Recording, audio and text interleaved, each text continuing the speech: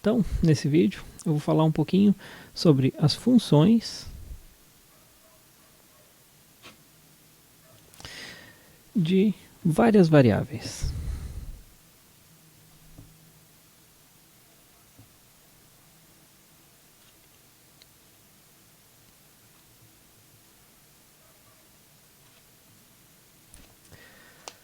Então, para começar, recordando um pouquinho, né, lá no cálculo A, todas as nossas funções f, elas partiam dos números reais e iam até os números reais. E elas pegavam um x, uma variável aleatória, e levavam em alguma regra que dependesse do meu x. Então, para cada x eu tinha um único correspondente real. Isso aqui é o que a gente chama de função de uma variável. Bom, eu poderia pegar, por exemplo, então, uma nova f e fazer ela a partir não do r, mas sim do R2, com a imagem em R. E aí o que eu faria? Eu pegaria um parzinho ordenado xy e vou levar num número real que vai depender tanto de x quanto de y. Nesse caso, tanto x quanto y são livres para escolher, então eu tenho duas variáveis.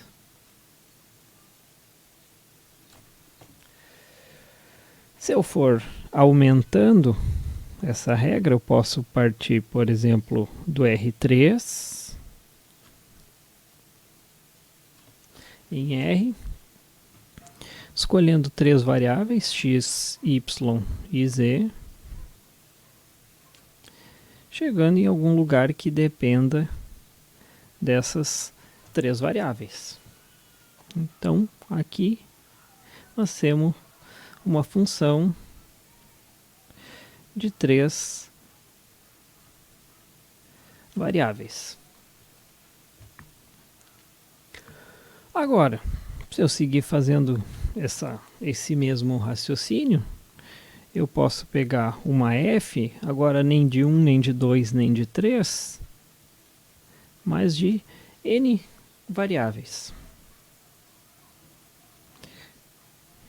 Com a imagem com contradomínio em R, e aqui eu vou pegar x1, x2, etc. xn, n variáveis vão até alguma coisa que dependam de todos eles, x2, etc. xn. Essa aqui seria uma função de n variáveis. Então, uma variável parte de R chega em R, duas parte de R2, 3 de R3, etc. n de Rn. Uma coisa que todas elas têm em comum é o contradomínio, sempre os números reais. Então a imagem de uma função sempre vai ser os números reais para uma função de várias variáveis, né? Se eu quiser aumentar um pouco o meu contradomínio, eu já começo a falar em funções vetoriais, né? Que é um tema do nosso cálculo B que a gente vai ver mais adiante, né? Então, por exemplo, né, uma função de uma variável, né, por exemplo, f de x igual a x ao quadrado. Né? Uma parábola que depende única e exclusivamente de x. Uma função de duas variáveis, f de xy é igual a x vezes y menos y, por exemplo. Isso aqui é uma função que está dependendo de duas variáveis. F de três variáveis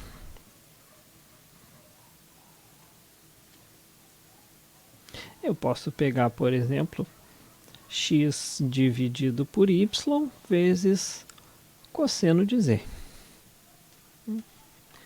um exemplo de função que depende de 3 variáveis.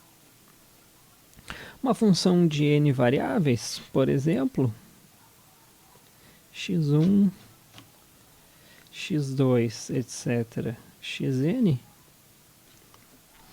eu posso pegar, por exemplo, a soma de todas as variáveis, que a gente já estudou o somatório, n variando, aqui não vou usar n, vou usar k variando de 1 até n, de xk. Um exemplo de função aí de n variáveis para qualquer n. Se eu voltar aqui no primeiro caso, né, como é que era a imagem de um elemento aqui? Por exemplo, a imagem de x igual a 1. Então, eu tenho f de 1 é igual a 1 ao quadrado, que é 1. Ah, e se x igual a 2? Eu tenho o f do 2, que é 2 ao quadrado, 4. Bom, e aqui na de duas variáveis? Bom, eu tenho que dar um x e um y. Por exemplo, né, qual é a imagem do 0, 0? Nesse caso aqui seria 0 vezes 0 menos 0. Qual seria a imagem do 1, 1? 1 para x e 1 para y. Então fica 1 vezes 1 menos 1. 0 também. Qual seria a imagem do 2, 1? 2 vezes 1 menos 1. 1. Então, assim, eu obtenho as imagens de cada ponto de R2, sempre que isso aqui estiver disponível.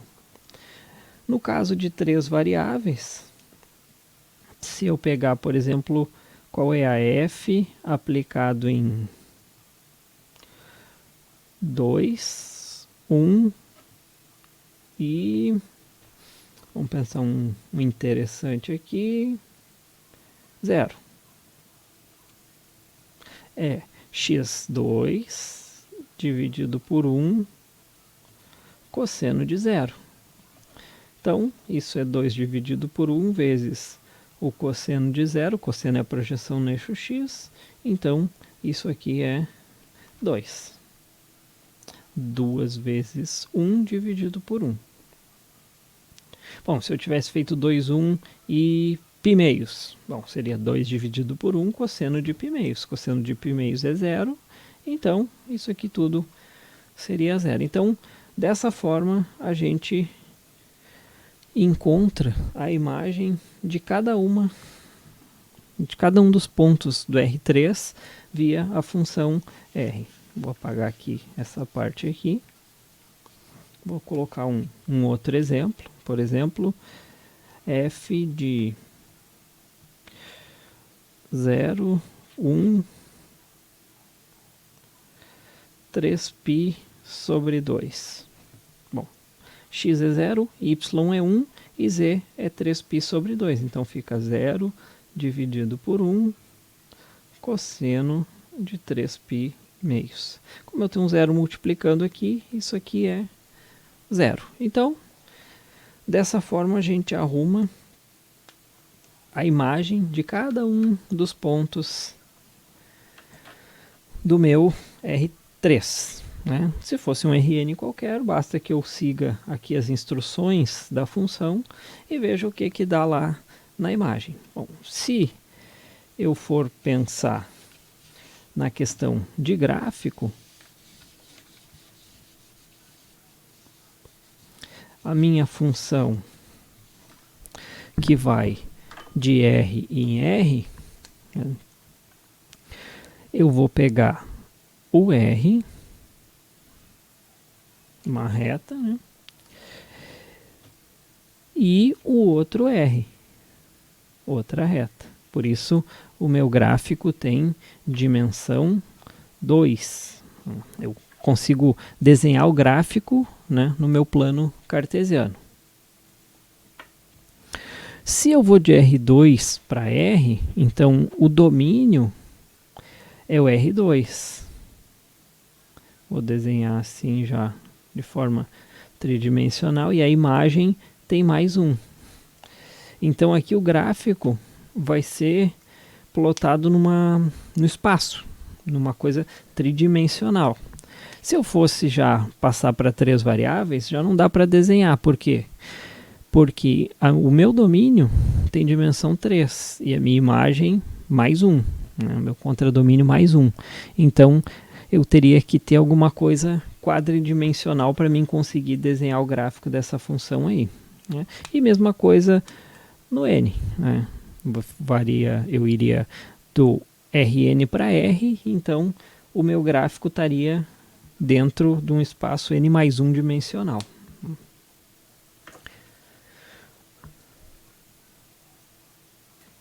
Então, quando a gente falar em funções de várias variáveis, em geral a gente vai exemplificar com 2 ou 3 variáveis, né? E para um número maior de variáveis, os conceitos são análogos, ou seja, só botar um pouquinho mais de vírgula aqui, que os resultados acabam se estendendo, né? Para a grande maioria deles, não todos. Então, em particular, a gente vai começar a trabalhar com funções de 2 variáveis. Depois a gente acaba estendendo para funções de 3 variáveis. E, por fim, a gente acaba, se precisar, aumentando o número de variáveis. Mas quase sempre a gente vai trabalhar em 2, no máximo 3. Então, vamos pegar o caso de funções de 2 variáveis. Para funções de várias variáveis, é o último tipo de função que a gente consegue desenhar o gráfico dela. Então, vou pegar uma função f, que vai de R2 em R, que vai pegar um xy e vai levar em f de xy. A imagem dessa função, né, vai estar contida em R. E o domínio vai estar contido em R2. Então o gráfico da função, que é a imagem cartesiana, o domínio cartesiano, a imagem, vai ser alguma coisa dentro do R3. Alguma coisa tridimensional.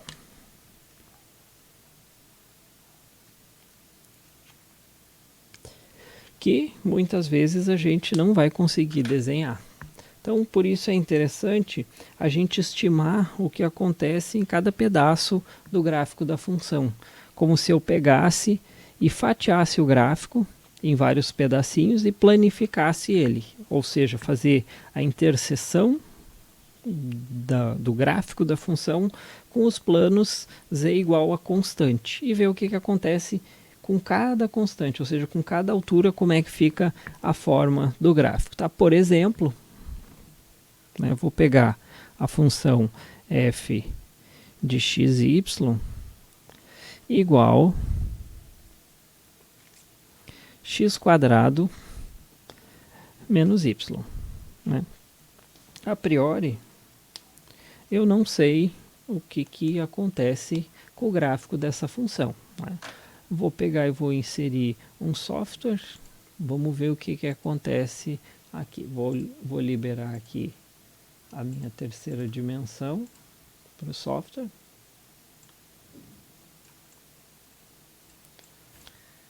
Então eu vou pegar e vou inserir aqui a minha função f de xy, de 2 variáveis, é igual a x²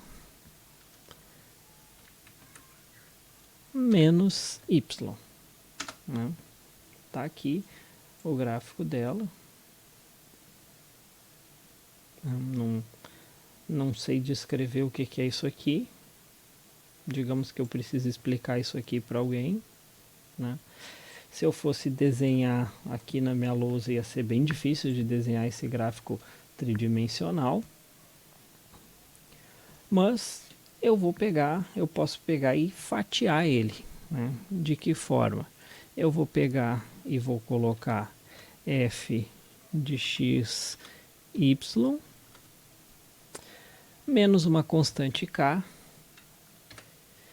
igual a zero. Ou seja, f de xy igual a k. Tá?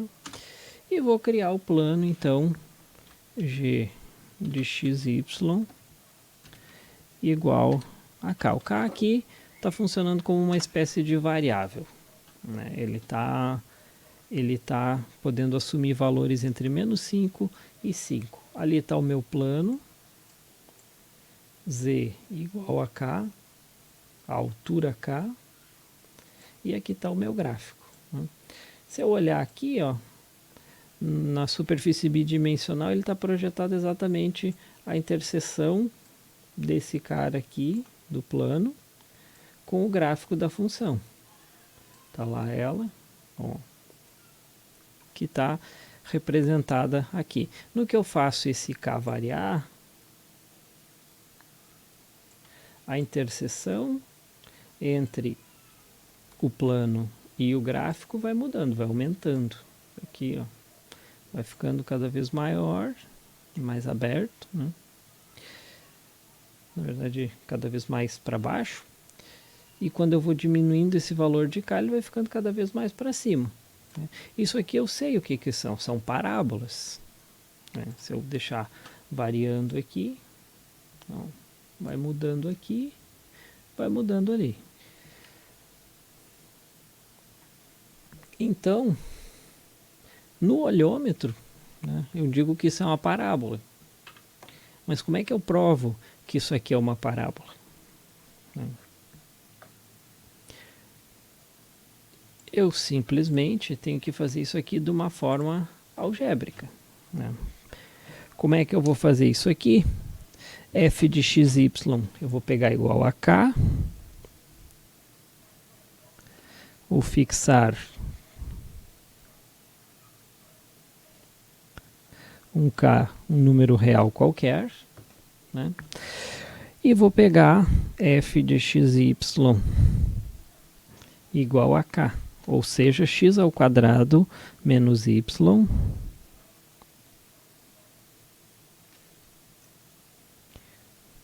igual a k. Ou, em particular, y é igual a x quadrado menos k.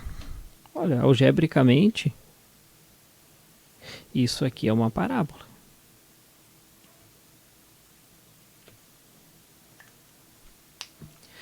É uma parábola com a concavidade para cima.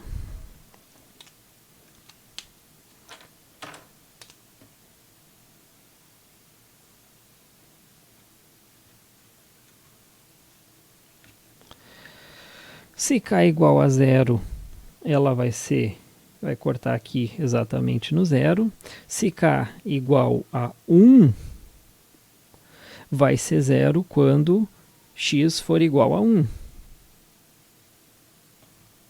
Então, o que vai acontecer? X ao quadrado menos k, eu posso voltar lá. X ao quadrado menos k vai gerar essa figura que é uma parábola. Quando k for igual a menos alguma coisa, menos 5, então ela vai estar cortando aqui no 5. Quando k for 0, ela corta no 0. Quando k for mais 5, ela corta no menos 5. Então ela sempre corta o cara com o sinal trocado. Então aqui,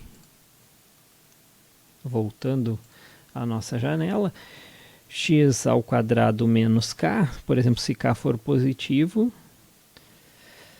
vai cortar lá no k aqui em cima. Se k for negativo, vai cortar no menos k lá embaixo. Então, com isso aqui, a gente consegue olhar para essa curva e dizer, bom, se eu pegar e planificar isso aqui para vários k's,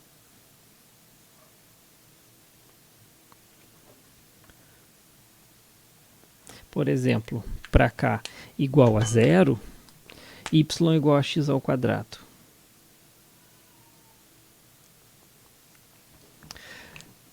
Esse aqui eu vou colocar k igual a 0. Para k igual a 1, y é igual a x ao quadrado menos 1.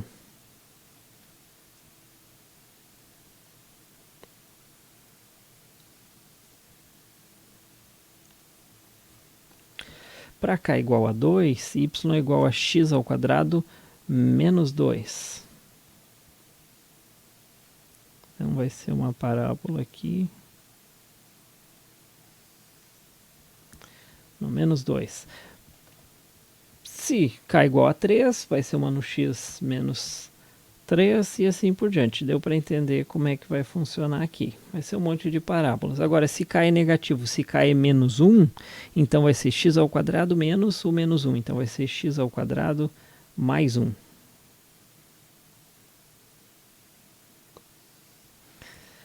Mesma coisa, se for menos 2, o k, então vai ser uma parábola que corta aqui no 2. E assim por diante. Né? Então, a gente consegue deixar um rastro para imaginar como é que funciona o gráfico tridimensional só olhando para a forma bidimensional dele. Né? Para as projeções das interseções com os eixos. Se eu habilitar um rastro aqui, ó, eu vou ter basicamente aquilo que eu desenhei ali para todos os Ks aqui variando entre menos 5 e 5. Tá vendo? Um monte de parábola ali. Né? Com isso aqui a gente consegue determinar o comportamento aproximado da função tridimensional simplesmente vendo a forma bidimensional dela. Isso aqui é o que a gente chama de curva de nível.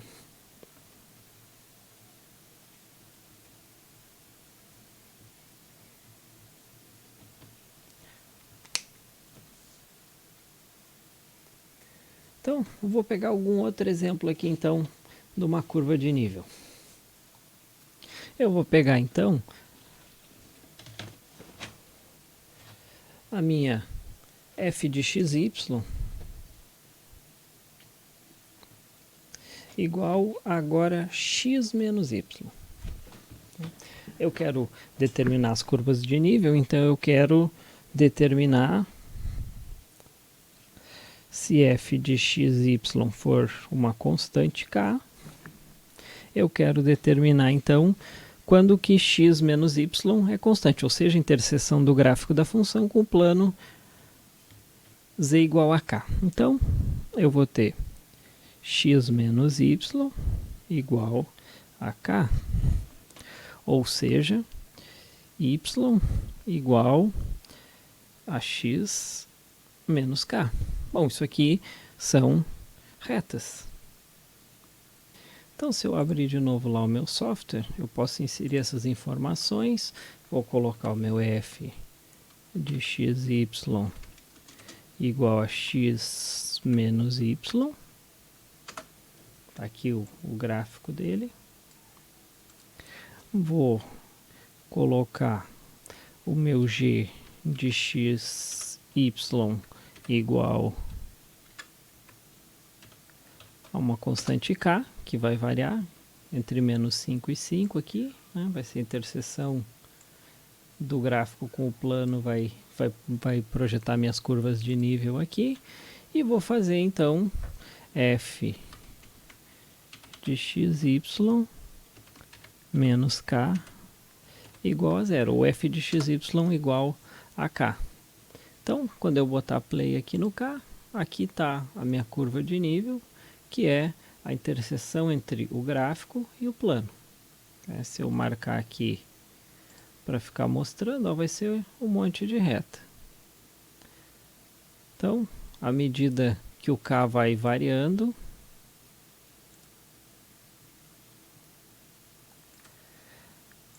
a gente vai obtendo retas, né, x menos k, né, com ângulo 1 e a altura menos k aqui.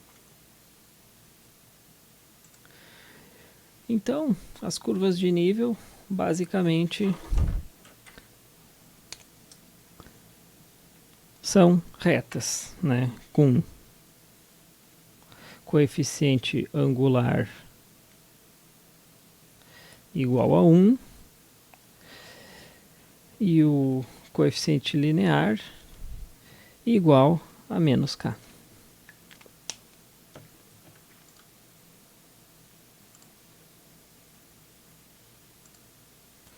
Agora vamos falar um pouquinho então dos limites. Se eu considerar uma função de uma variável só, vou pegar aqui um f de x igual a alguma coisa, né? De uma variável só. Como é que a gente determinava o limite quando x tende a de f de x? O limite existiria quando existissem os dois limites laterais, ou seja, se eu pegar aqui, dar uma olhadinha lá no gráfico da função, faz alguma coisa estranha assim. Eu queria saber o limite aqui nesse ponto A. Como é que eu fazia? Eu fazia me aproximando pela esquerda, se aproximava dessa altura aqui. Se aproximando pela direita, se aproximava dessa altura aqui também. Então, o limite quando x tende a existia, se somente se existiam os limites laterais e eles coincidiam, né? Coincidiam aqui numa mesma altura. Mas isso no caso bidimensional, a gente só tem duas direções. No caso de uma função f de x e y, de duas variáveis,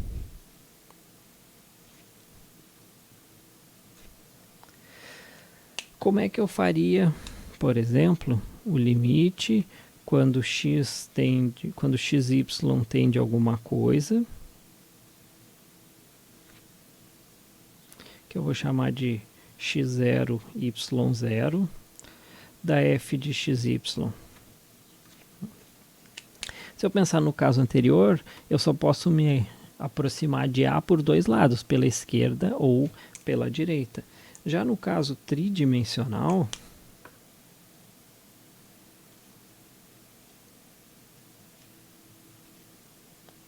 se eu pegar aqui um pontinho no meu domínio x0, y0, né, colocar aqui x0, y0. Como é que eu posso me aproximar dele? Bom, eu posso me aproximar dele assim, mas também posso me aproximar dele assim, mas também posso me aproximar dele assim, assim,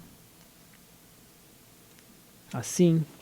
Enfim, eu posso chegar perto desse ponto de infinitas formas.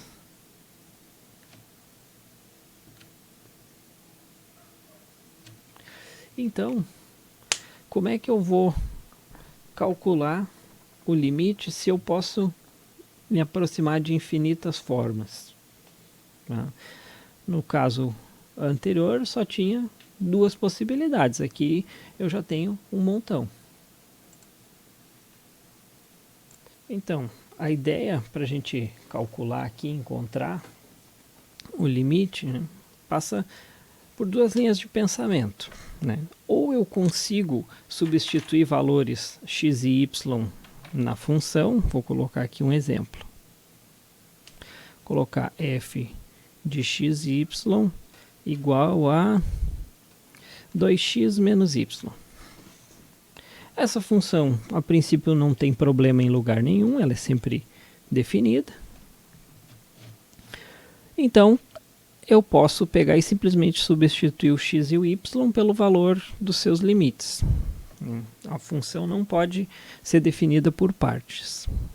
Tem que ser definida por uma expressão algébrica e o meu ponto xy não pode ter problema ali. Então, por exemplo, limite quando xy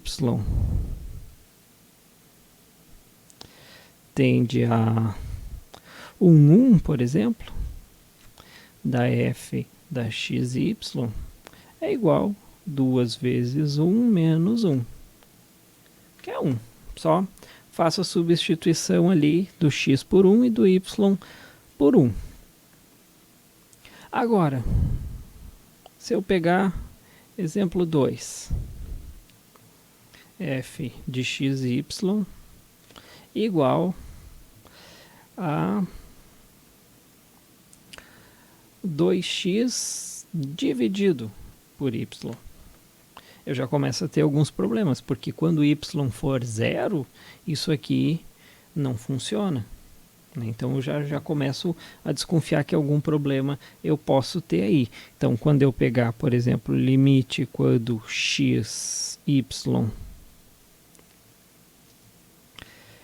vai, por exemplo, para 0, 0,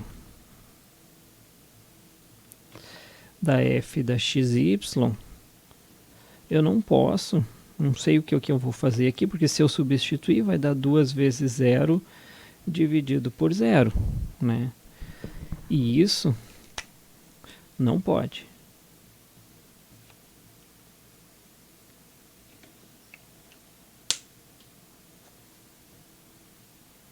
Então, eu preciso encontrar algum meio de mostrar que talvez esse cara aqui não tenha limite no 0, 0. E é isso que eu vou mostrar. E só lembrando, não é porque eu não consegui fazer que o limite não vai existir. Mas, nos lugares onde eu não consigo fazer, existe uma certa probabilidade de o limite não existir. Então eu vou tentar mostrar realmente que ele não existe ali naquele pedaço. Então, como é que eu vou mostrar que o limite não existe no 0, 0? Eu vou me aproveitar de uma técnica lá do cálculo A.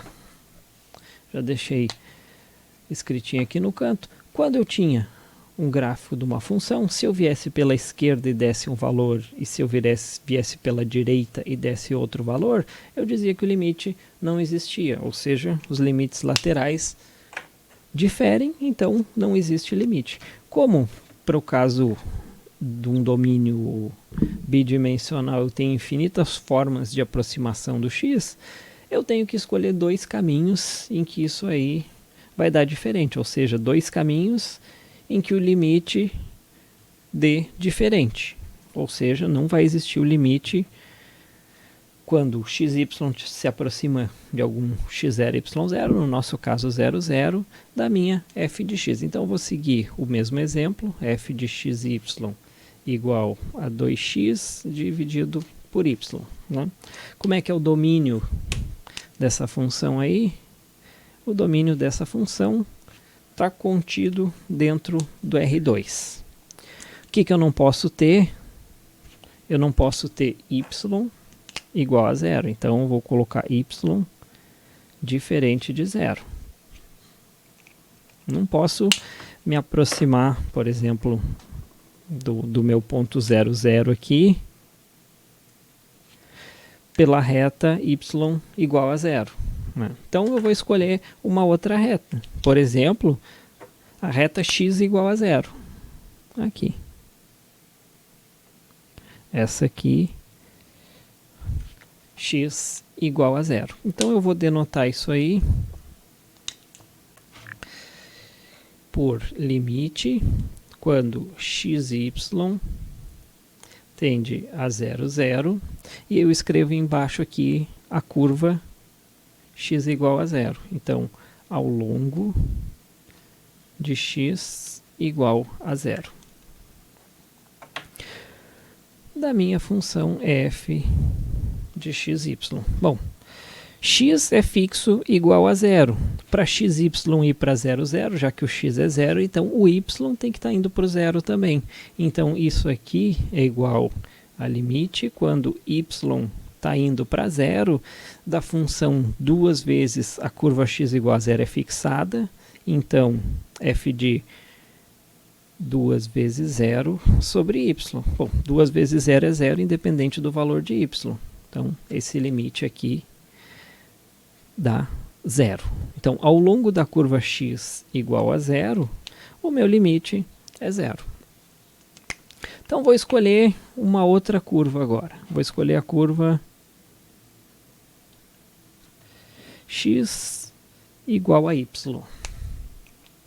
Então, vou fazer aqui o limite quando xy tende a 0, 0, da minha f de xy, mas não é o limite qualquer, é ao longo de x igual a y. Então eu vou substituir aqui x por y, ou y por x, e vou fazer o outro ir para 0. Para xy ir a 0, se o x for para 0 e x é igual a y, então o y também vai para 0. Então isso aqui é a mesma coisa que o limite quando y vai para 0, se x é igual a y, então é 2 vezes x, ou 2 vezes y, porque eles são iguais, sobre y. Corto y com y, isso fica limite quando y vai para 0 de 2, que é 2. Então, se eu vim por esse caminho, a altura é 0. Se eu vim por esse caminho, a altura é 2. São diferentes. Se eles são diferentes, então eu concluo que não existe limite quando x e y vai para 0, 0 da f de x, y. Bom, e se eles fossem iguais? Bom, se eles fossem iguais, eu teria que testar algum outro caminho até dar diferente. Bom, se eu testei todos os caminhos e todos os caminhos deram iguais, bom, então o que eu tenho que fazer? Eu tenho que mostrar via definição, que é uma coisa bem mais difícil e não está contemplada aí na nossa disciplina. Tá? Então, em geral, quando a gente tem uma função, se dá para mim trocar o x e y pelos valores, eu troco. Né? Ela não pode ser definida por partes, só trocar os valores ali de x e de y. Se não dá, se começa a dar problema, então eu tenho que tentar 2 caminhos aí e mostrar que os limites são diferentes. Se eu não conseguir mostrar que os limites são diferentes, então eu tenho que voltar lá e tentar demonstrar via definição, que é uma coisa que vocês não vão fazer.